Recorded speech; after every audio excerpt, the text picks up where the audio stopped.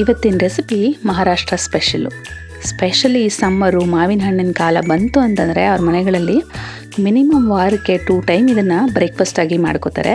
So ಅಷ್ಟೊಂದು ಟ್ರೆಂಡಿಗಿರೋಂಥ ರೆಸಿಪಿನ ನಾವು ಕೂಡ ಟ್ರೈ ಮಾಡೋಣ ಅಂತ ಬ್ರೇಕ್ಫಾಸ್ಟ್ಗೋಸ್ಕರ. Welcome back to Om cooking channel. ನಾನು ನಿಮ್ಮ ವನಿತಾ. ಬನ್ನಿ ಹಾಗಾದರೆ ಈ ಸಿಂಪಲ್ಗೆ ಟ್ರೆಂಡಿಯಾಗಿರೋಂಥ ಆಮ್ರಸ ಪೂರಿನ ಮಾಡ್ಕೊಳ್ಳೋಂಥ ಒಂದು ರೆಸಿಪಿ ನೋಡೋಣ. ಫಸ್ಟು ನಾನಿಲ್ಲಿ ಮಾವಿನ ಹಣ್ಣು ತೊಗೊಂಡಿದ್ದೀನಿ, ಒಂದು 8ರಿಂದ 10 ಚೆನ್ನಾಗಿ ಹಣ್ಣಾಗಿರೋಂಥದ್ದನ್ನ. ಅದನ್ನು ಈ ರೀತಿಯಾಗಿ ಸ್ವಲ್ಪ ಸಾಫ್ಟ್ ಮಾಡ್ಕೋತಾ ಇದ್ದೀನಿ. ವಿಡಿಯೋದಲ್ಲಿ ತೋರಿಸೋ ರೀತಿಯಲ್ಲಿ ನೀವು ಫಾಲೋ ಮಾಡ್ಕೋಬೋದು. ನಂತರ ಈ ರೀತಿ ತೊಟ್ಟು ತೆಗೆದಾಕ್ಕೊಂಡು ಕಂಪ್ಲೀಟಾಗಿ ಆ ಮ್ಯಾಂಗೋನ ಸ್ಕ್ವೀಸ್ ಮಾಡ್ಕೋತಾ ಇದ್ದೀನಿ ಸ್ಟ್ರೈನರ್ಗೆ. ಈ ರೀತಿ ಮಾಡ್ಕೊಳ್ಳೋದ್ರಿಂದ ಬೀಜ ಮತ್ತು ಪಲ್ಪ್ನ ತೆಕ್ಕೊಳ್ಳಿಕ್ಕೆ ಈಸಿ ಆಗುತ್ತೆ. ಹಾಗಾಗಿ ಸೊ ಈ ರೀತಿ ಒಂದು 8ರಿಂದ 10 ಮ್ಯಾಂಗೋನ ತೊಗೊಂಡಿದ್ದೀನಿ. ಚೆನ್ನಾಗಿ ಹಣ್ಣಾಗಿರೋಂಥದ್ದು ತೊಗೊಂಡ್ರೆ ತುಂಬಾ ಚೆನ್ನಾಗಿರುತ್ತೆ. ಒಂದು ಸ್ವಲ್ಪ ಉಳಿಯಿತು ಅಂತಂದರೆ ಮ್ಯಾಂಗೋ ಸ್ವಲ್ಪ ಸಕ್ಕರೆನ ಜಾಸ್ತಿ ಆ್ಯಡ್ ಮಾಡ್ಕೊಳ್ಳಿ, ಸರಿ ಹೋಗುತ್ತೆ. ಈ ರೀತಿಯಾಗಿ ಎಲ್ಲ ಪಲ್ಪ್ನ ತೆಕ್ಕೊಂಡ್ಮೇಲೆ ಮತ್ತೊಂದು ಸಲ ಪಲ್ಪ್ ಎಲ್ಲ ಚೆನ್ನಾಗಿ ಸ್ಕ್ವೀಸ್ ಮಾಡಿಕೊಂಡು ಬೀಜನ ತೆಗೆದಾಕ್ತಾ ಇದ್ದೀನಿ. ಈ ರೆಸಿಪಿ ನಾನು ಆಗಲೇ ಹೇಳಿದಾಗೆ ಮಹಾರಾಷ್ಟ್ರ ಮತ್ತು ನಾರ್ತ್ ಇಂಡಿಯನಲ್ಲಿ ತುಂಬಾ ಫೇಮಸ್ಸು. ಸೌತ್ ಇಂಡಿಯನ್ಸ್ ಇದನ್ನು ಮಾಡದೇ ಇರ್ಬೋದು ಎಲ್ಲರೂ, ಬಟ್ ಇದನ್ನು ಖಂಡಿತವಾಗ್ಲೂ ನೀವು ಈ ಸೀಸನಲ್ಲಿ ಒಂದು ಸಲ ಟ್ರೈ ಮಾಡಲೇಬೇಕು. ತುಂಬಾ ಟೇಸ್ಟಿಯಾಗಿರುತ್ತೆ, ಇಂಟ್ರೆಸ್ಟಿಂಗಾಗಿ ಕೂಡ ಅನಿಸುತ್ತೆ, ಡಿಫ್ರೆಂಟಾಗಿ.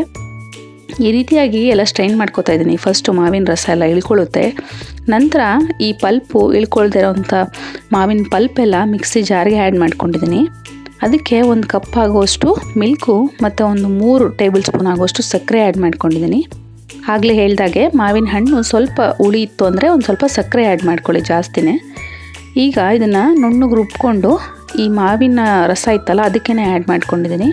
ಇದಕ್ಕೆ 1 ಟೇಬಲ್ ಸ್ಪೂನ್ ಆಗೋಷ್ಟು ಏಲಕ್ಕಿ ಪುಡಿ ಕೂಡ ಆ್ಯಡ್ ಮಾಡಿಕೊಂಡು ಚೆನ್ನಾಗೆಲ್ಲ ಕಂಬೈನ್ ಮಾಡಿಕೊಂಡ್ರೆ ನೋಡಿ ಆಮ್ರಸ್ ಅಥವಾ ಮಾವಿನ ರಸ ರೆಡಿ ಆಯಿತು. ಇಷ್ಟೇ, ತುಂಬಾ ಸಿಂಪಲ್ಲು, ಇದೇನು ತುಂಬ ಪ್ರೋಸೆಸ್ ಇರಲ್ಲ. ಈ ಆಮ್ರಸನ ಸೈಡಿಗೆ ಎತ್ತಿಟ್ಕೋತಾ ಇದ್ದೀನಿ. ಇದಕ್ಕೆ ಕಾಂಬಿನೇಷನ್ ಆಗಿ ಬಿಸಿ ಬಿಸಿ ಪೂರಿ ಕೂಡ ಮಾಡ್ಕೊಳ್ಳೋಣ. ಫಸ್ಟ್ ನಾನಿಲ್ಲಿ ಗೋಧಿ ಹಿಟ್ಟನ್ನ ಆಲ್ರೆಡಿ ಕಲಸಿಟ್ಕೊಂಡಿದ್ದೀನಿ. ಜೊತೆಗೆ ನಾನು ಹೊತ್ಕೊಳ್ಳಿಕ್ಕೋಸ್ಕರ ಇಲ್ಲಿ ಎಣ್ಣೆ ಯೂಸ್ ಮಾಡ್ತಿದ್ದೀನಿ, ಹಿಟ್ಟು ಯೂಸ್ ಮಾಡ್ತಾಯಿಲ್ಲ. ನೀವು ಯಾವುದು ಅನುಕೂಲ ಇದೆ ಅಥವಾ ನಿಮ್ಗೆ ಯಾವ್ದು ಬೇಕೋ ಅದನ್ನು ತೊಗೊಳ್ಳಿ.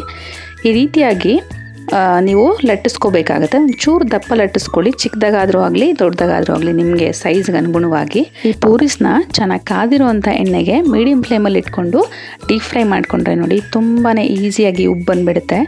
ಈಗಾಗಲೇ ನಾನು ಪರ್ಫೆಕ್ಟ್ ಪೂರಿ ಉಬ್ಬರ್ಲಿಕ್ಕೋಸ್ಕರ ಒಂದು ವಿಡಿಯೋ ಚಾನಲಲ್ಲಿ ಹಾಕಿದ್ದೀನಿ. ನೋಡಿಲ್ಲ ಅಂತಂದರೆ ವಿಡಿಯೋ ಡಿಸ್ಕ್ರಿಪ್ಷನ್ ಬಾಕ್ಸಲ್ಲಿ ಲಿಂಕ್ ಕೊಟ್ಟಿರ್ತೀನಿ, ನೀವು ಚೆಕ್ ಮಾಡಿಕೊಂಡು ಫಾಲೋ ಮಾಡ್ಕೋಬೋದು. ಈ ರೀತಿಯಾಗಿ ಎಲ್ಲ ಮಾಡಿದಂಥ ಎಲ್ಲ ಪೂರಿನೂ ಉಬ್ಬು ಬಂದು ತುಂಬಾ ಖುಷಿ ಅನಿಸ್ತು ನನಗೆ.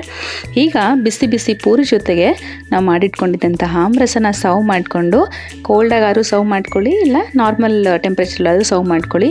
ತುಂಬಾ ಟೇಸ್ಟಿಯಾಗಿರುತ್ತೆ. ಸೊ ಖಂಡಿತವಾಗ್ಲೂ ನೀವು ಈ ರೆಸಿಪಿನ ಟ್ರೈ ಮಾಡಿ ತಿಳಿಸಿ ಕಮೆಂಟ್ ಮೂಲಕ ನಿಮಗೆ ಹೇಗೆ ಬಂತು ಅಂತ. ಇನ್ನಷ್ಟು ಈಸಿ ರೆಸಿಪೀಸ್ಗೋಸ್ಕರ ನನ್ನ ಚಾನಲ್ನ ಸಬ್ಸ್ಕ್ರೈಬ್ ಮಾಡಿಕೊಂಡು ಪಕ್ಕದಿಂದ ಬೆಲ್ ಐಕನ್ ಕೂಡ ಆ್ಯಕ್ಟಿವೇಟ್ ಮಾಡ್ಕೊಳ್ಳಿ. ಹಾಗೆ ವಿಡಿಯೋ ಯೂಸ್ಫುಲ್ ಆಗುತ್ತೆ ಅನ್ನೋದಾದ್ರೆ ಫ್ರೆಂಡ್ಸ್ ಮತ್ತು ಫ್ಯಾಮಿಲಿ ಜೊತೆ ಕೂಡ ಖಂಡಿತ ಶೇರ್ ಮಾಡ್ಕೊಳ್ಳಿ. Thank you.